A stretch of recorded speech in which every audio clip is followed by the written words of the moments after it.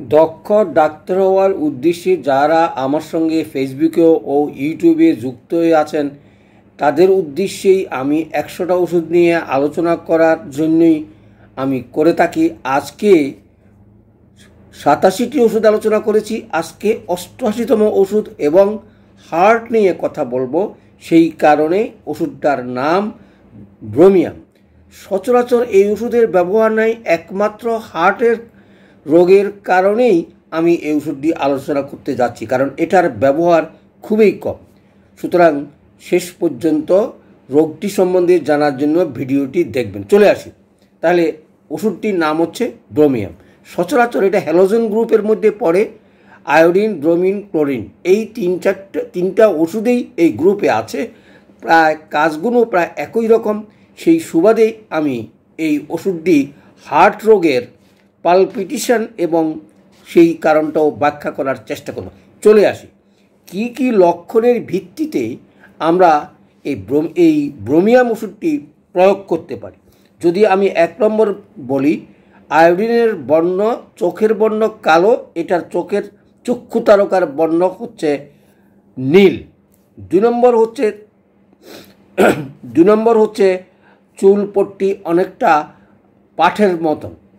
3 নম্বর হচ্ছে গ্ল্যান্ড পাকে না। 4 নম্বর নাসিকা থেকে রক্তপাত। 5 নম্বর যোনি হইতে সশব্দে বায়ু নিঃসরণ। 7 নম্বর পালপিটেশন বা হৃদকম্প, যেটার জন্য আজকের এই পড়ালেখা অথবা আলোচনা, কারণ এটার ব্যবহার আমরা সচরাচর করি না। চলে আসি 8 নম্বর হচ্ছে গরম কাতরতা। 9 নম্বর হচ্ছে ক্ষতকর জ্বালাযুক্ত সর্দি। 10 নম্বর হচ্ছে ঠান্ডা বাতাস সহ্য নয় কিন্তু গরম কাতরতা। যাই হোক, এই লক্ষণগুলো মনে রাখলেই আমরা ওষুধটা প্রয়োগ করতে পারি। প্রয়োগের সুবিধার জন্যই আমরা একটু আলোচনা করব আয়োডিনের সঙ্গে তার তুলনা। সচরাচর ডিপথেরিয়া বা অন্য কোনো কঠিন আয়োডিন ব্যবহার করা হয় এবং অন্যান্য ওষুধ দিয়েই এই রোগের অন্যান্য রোগগুলো চিকিৎসা করা হয়, গতিকে এটার ব্যবহার নাই। কিন্তু আমি কি দেখলাম? আমি দেখলাম হার্ট রোগীর উপরে পালপিটেশন, যেটা আমরা বলি, অর্থাৎ বুকে পালপিটেশন বাড়ে এবং হার্টের রোগী হাঁটতে পারে না, হাঁটলেই তার কষ্ট এবং নিঃশ্বাস নিতে পারে না এবং বুক ধড়ফড় করে এবং বসে পড়তে বাধ্য হয় এবং তারপর আর তার কাজ করার অনেক সময় শক্তি থাকে না। আমরা সহজে যদি বলি, ধীর গতিসম্পন্ন পূর্ণ হার্টবিট এবং কঠিন যদি হয়, তাহলেই আমরা এই ওষুধটা হার্ট রোগে ব্যবহার করতে পারি। তাহলে আমরা কি পেলাম?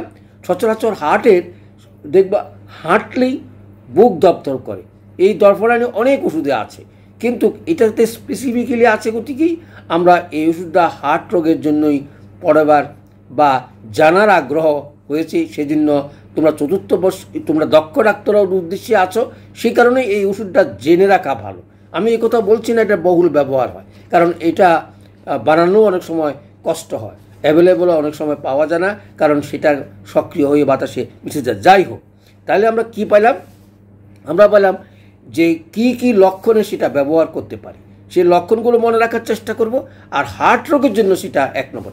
এই ছাড়াও অনেক ওষুধে সেটা কাজ করে, যেমন শিরপীড়া, মাথা গোড়া, সর্দি, টনসিল, ডিপথেরিয়া, ঘুংড়ি কাশি, হাঁপানি, নিউমোনিয়া, যক্ষ্মা, হৃৎপিণ্ডের বৃদ্ধি, স্তনে ক্যান্সার, গ্রন্থি স্ফীতি, অন্ডকোষ বৃদ্ধি এবং কণ্ঠনালীর দ্বারে আক্ষেপ।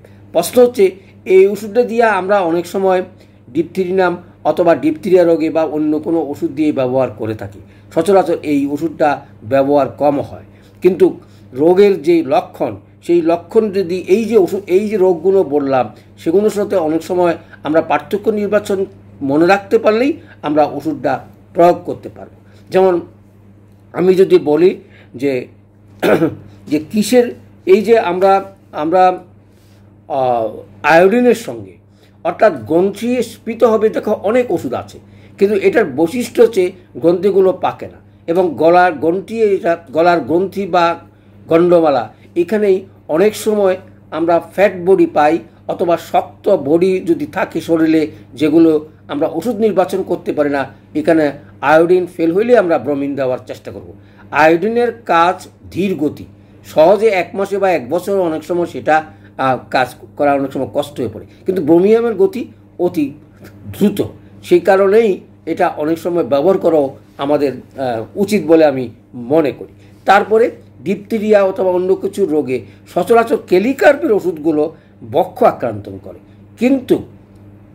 কিন্তু ব্রোমিয়ামের গলদেশ মধ্যে গ্লিটারিংস আমরা যেটা বলি, অর্থাৎ বায়ু নালী এবং শ্বাসনালী যেখানে একত্র হয়েছে এবং সেখানে যদি কোনো রকমের অসুবিধার সৃষ্টি হয়, যেটা বললাম, যেমন কেলিকার বুকের সচরাচর বুকে রোগজনিত কারণে ব্যবহার হয়, কিন্তু সেটা উঠে যদি গলার কোষে চলে আসে, গলকোষে চলে আসে, তাহলেই আমরা ব্রোমিয়াম ব্যবহার করতে পারি।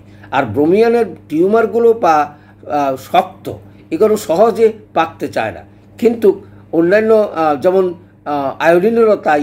আয়োডিন কিন্তু গরম কাতর, ব্রোমিনও তাই গরম কাতর, অর্থাৎ গরম ছাড়া আমরা অনেক সময় পাই শীতে টিউবারকুলোসিস বডি রোগে কাজ হয়, অর্থাৎ ঠান্ডা লাগলে তার বুকে কফ কাশি জমে, অথবা গলায় কষ্ট বা টনসিল হয়, বা অন্য কোনো রোগ আক্রমণ হতে পারে। টিউবারকুলোসিস বডিতে ঠান্ডাই একমাত্র লক্ষণ, কিন্তু একমাত্র গরমে এই অসুখ হয় এই ব্রোমিয়ামের। সুতরাং এই পার্থক্যটা মনে রাখতে পারলেই তোমরা টিউবারকুলোসিস বডিতে আমরা এটা ব্যবহার করতে পারি, কারণ এটা খুবই গভীর ক্রিয়াশীল ওষুধ। এবং টিউবারকুলোসিসে আমরা অনেক সময় যেমন যক্ষার কথা বললাম, অথবা গ্ল্যান্ডের কথা বললাম, কানের নিচে গ্ল্যান্ড শক্ত হয়ে যায়, গ্ল্যান্ডগুলো যদি না পাকে, আমরা সেটা অনায়াসেই ব্যবহার করতে পারি। আর একটা কথা, যেমন অনেক সময় আমরা বৃষ্টিতে ভিজলে, অথবা ঠান্ডা লাগলে, অথবা অন্য কিছু হলে শ্বাসকষ্ট বাড়ে, কিন্তু নাবিকেরা যখন সমুদ্রে থাকে তখন শ্বাসকষ্ট থাকে না, কিন্তু যখন স্থলে চলে আসে, স্থলে বসবাস করতে শুরু করে, তখনই শ্বাসকষ্ট হয়। এরকম রোগীকে আমরা ব্রোমিয়াম প্রয়োগ করতে পারি। তাহলে আমরা আর ওই যে করলাম, গ্ল্যাটিস যদি সংকুচিত হয়ে থাকে, এটা যদি সরু হয়ে যায় এবং সেই কারণে নিঃশ্বাস নিতে কষ্ট হয়, তখনই আমরা এই ব্রোমিয়াম ওষুধটা প্রয়োগ করতে পারি। তারপরে নাক জাম থাকে এবং অনেক সময় কার্বন নিউট্রিশনের লগে এটার টিউমারগুলো বা শক্ত টিউমারগুলো আমরা হয়তো নির্বাচন করতে ভুল করতে পারি। সেই সুবাদেই আমাদেরকে মনে রাখতে হবে, এই যে লক্ষণগুলো বললাম, নীল চোখ বিশিষ্ট, অর্থাৎ চোখের বর্ণ যদি কালো থাকে, তারকার বর্ণ যদি কালো থাকে, তাহলে আয়োডিন, আর যদি চোখের বর্ণ যদি একটু নীল থাকে, তাহলে সেটা হচ্ছে ব্রোমিন। এই পার্থক্যগুলো আমরা মনে রাখলেই আমরা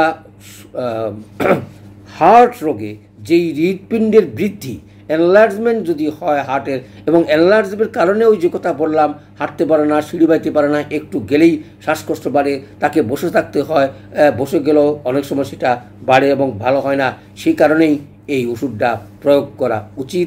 এই কারণেই আলোচনা রেখেছি, কারণ আমি হার্টের উপরে অনেকগুলো ওষুধ আলোচনা করেছি। ওষুধগুলোর লক্ষণ এবং বৈশিষ্ট্য মনে রাখতে পারলেই আমরা আগামী দিনে হার্টের সকল রকমের জটিলতা রোগের অপারেশন ছাড়া চিকিৎসা করতে পারবো বলে আমার বিশ্বাস। তাই তোমাদেরকে বলছি, এই ওষুধটা মনে রাখার জন্য এই ওষুধগুলো এখন চলে আসি যে কিভাবে আমরা প্রয়োগ করব।